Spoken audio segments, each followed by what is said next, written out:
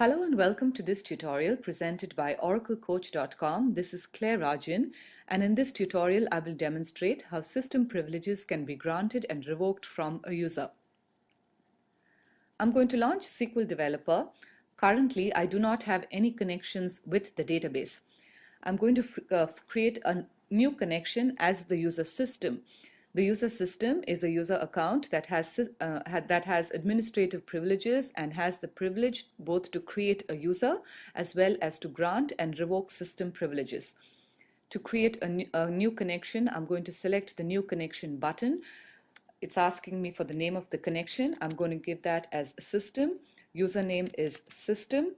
The password, I'm going to supply the password of the system user, and I'm going to select the connect button. So the first connection has been created as the user system. I'm now going to create a new user account, and the name of the user is going to be Jack. The password for this user is Jack. The default table space will be users. The temporary table space will be temp, and I'm going to give a quota of 500 kilobytes on the user's table space. I'm now going to select the Run Statement button, and it tells me that the user has been created successfully. I'm now going to try to connect as this new user. Now before that, I'm going to just expand on a system, and I'm going to go down to the other users so that I can show you that the user Jack is now part of the database. I'm now going to clear my statement, and I'm going to try a connection as the user Jack. So I'm coming back to connections. I'm selecting the new connection button. The name of this connection is Jack. The username is Jack. Password Jack. I'm going to select the connect button. I get an error, and the error says that the user Jack lacks create session privilege. Now, even though the user has been created, the user has not been granted any system privileges which allow the user to perform actions within the database. And the first privilege that a user needs to be even be able to connect to the database is the create session system privilege. And I'm going to cancel this window, and I'm coming back as the system user, and I'm going to issue my first grant command where I'm going to grant the create session privilege to the user Jack. I'm selecting the run statement button. It tells me that the grant was successful, and I'm once again going to attempt to create the connection as the user Jack. The connection name was Jack, username Jack, password Jack, selecting the connect button. The connection has now happened, and here I have the tab with the name Jack. Connected as Jack, I'm now going to try to create a table. I'm going to create a simple table called T1 that has a single numeric column called A.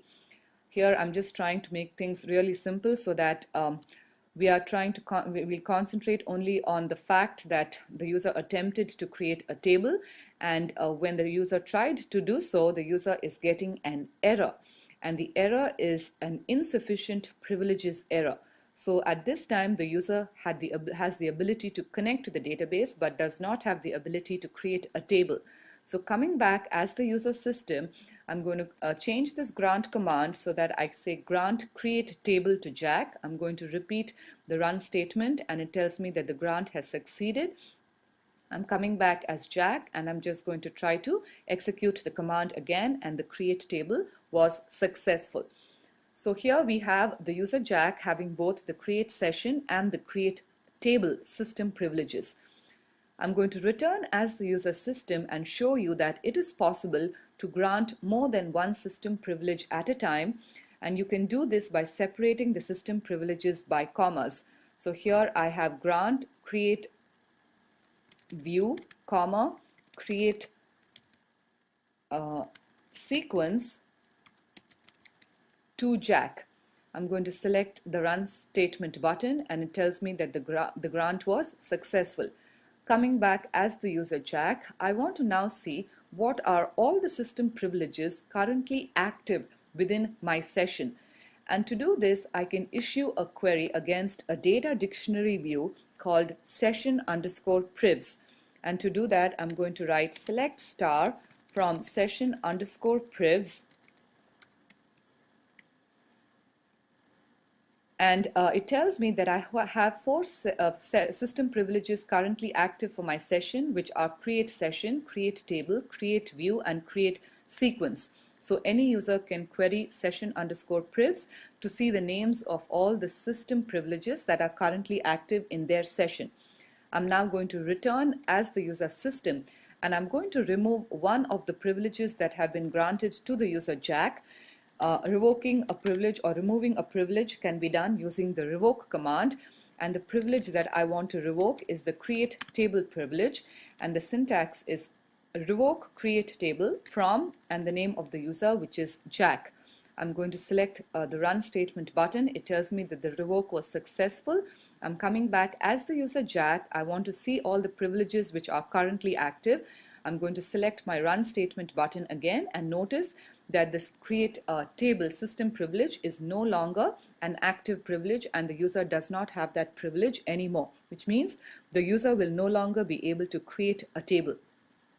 I'm now going to come back as the user system. Now, as an administrator, it is quite difficult to remember the names of all these system privileges.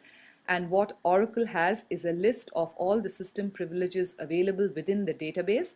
And this can be queried by using a certain data dictionary view called system underscore privilege underscore map.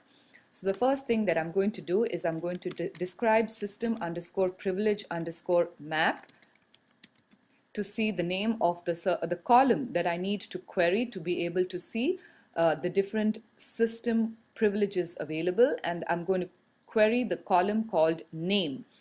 So the select statement that I'm going to write is select name from system underscore privilege underscore map. I'm going to execute the statement, and what you will get is a list of all the system privileges which are currently available within the database. So if you are unsure about what the name of a system privilege is, it is possible for you to query this particular data dictionary view and have a look at all the available system privileges. For completeness, I'm now going to show you how to drop a user. We created the user Jack as part of this tutorial, and I'm going to drop the user in this tutorial. And what I'm going to do is I'm going to show you how to drop the user by using the SQL developer action menus. I'm going to close this query result as well as this statement output. I've come back to the user Jack, and I'm going to right click and select the option of drop user. Now it prompts me whether I'm sure I want to drop the user. I'm going to select the apply button, and I get an error that says cannot drop a user that is currently connected, which means that if I want this to happen, I need to disconnect the user Jack from the database. I'm going to close the tab associated with Jack, and it says, do you want to save the changes? I'm going to say no. I'm going to come back to the connection called Jack, and I'm going to right click and choose the option of delete. Are you sure you want to delete? And I'm going to select the yes button. I'm coming back to Jack so that I can once again attempt the drop command. I'm choosing the option of drop user, and I'm going to try to go ahead by selecting the apply button. I get an error once again, and it says that the cascade must be specified to drop the user Jack. Now, when we created Jack as part of this tutorial, we granted the user Jack the create table system privilege, and connected as Jack, we created a table called T1, which means that there is a table called T1 existing in the schema of the user Jack. And when a user has tables or objects in their schema and you wish to drop them, you have to specify the option of cascade. And here there is the checkbox associated with the word cascade. I'm going to select the checkbox, and I'm going to select the apply button, and this time the user was dropped successfully. In this tutorial, I showed you how to create a user as well as grant and revoke system privileges from the user. I also showed you how to query the system privilege map to see the names of all available system privileges within the database. We looked at a query against session privs, where a user can actually see the different session privileges available within their session, as well as I showed you how to drop a user account using the SQL developer action menus. I hope you find this tutorial useful. For a complete list of videos, tutorials, and articles, you can visit the Oracle Coach website. You can also subscribe to the Oracle Coach channel to stay tuned for our new upcoming videos. Thank you for your time and thank you for listening.